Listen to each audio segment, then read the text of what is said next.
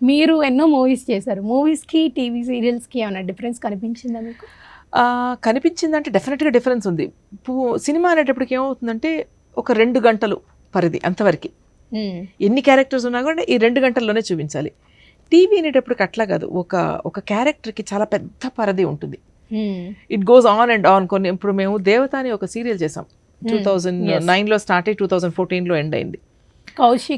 కౌశిక్ హీరోగా చేశాడు.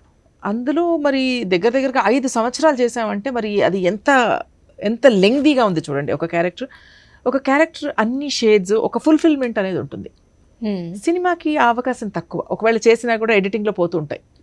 ఒకవేళ if it is not important అంటే ఎడిట్ చేసేస్తుంటారు. బట్ టీవీకి అట్లా కాదు.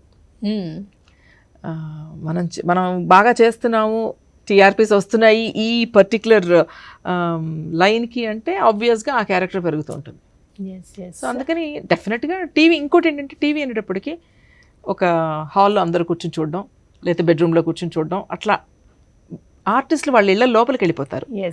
మొన్న ఈ మధ్య దాకా సినిమా అంటే జనం బయటకు వచ్చి సినిమా థియేటర్లో చూడాలి. అఫ్కోర్స్ ఇప్పుడు ఇంట్లోకి వచ్చేసాయి అనుకోండి సినిమాలు కూడా, బట్ ఇంకా కూడా టీవీ అంటే చాలా దగ్గర.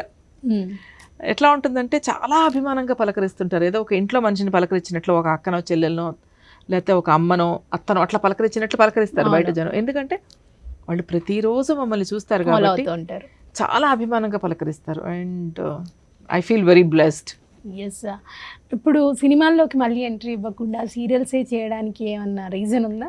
రీజన్ ఏమీ లేదు. ఒకటి, నా తమ్ముడు అడిగాడు కాబట్టి యాక్చువల్గా మళ్ళీ నేను స్టార్ట్ చేశాను. శ్రీరామ్ చెప్పాను కదా. సో సినిమాలు ఏదైనా మంచి ఆఫర్ వస్తే తప్పకుండా చేస్తాను. నేను వెళ్ళి ఏమంటే నాకు సినిమా ఇవ్వండి అని ఇప్పుడు అడిగేంత పరిస్థితి లేదు. అడగకూడదని కాదు, నేను ఎందుకో ఎప్పుడూ అడగలేదు, ఇప్పుడు కూడా అడగను. వస్తే తప్పకుండా చేస్తాను. ప్రస్తుతం వీళ్ళు వర్క్ ఇస్తున్నారు, వస్తున్నాను, చేస్తున్నాను.